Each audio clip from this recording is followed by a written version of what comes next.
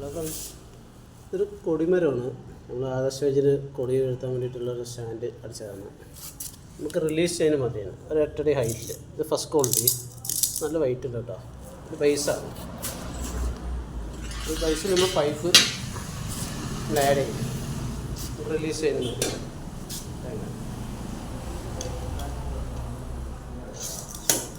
ഇപ്പോൾ 8 അടി ഹൈറ്റ്. 8 അടി ഹൈറ്റ്. ഇത് ഫസ്റ്റ് ക്വാളിറ്റി പൈപ്പാണ്. 3/4. ഓക്കെ, അതുകൊണ്ട് ആവശ്യം നിങ്ങൾ അറിയിക്കാം. ഇത് 1/2 ഇഞ്ച് പൈപ്പാണ് കൊടുത്താക്കുന്നത്.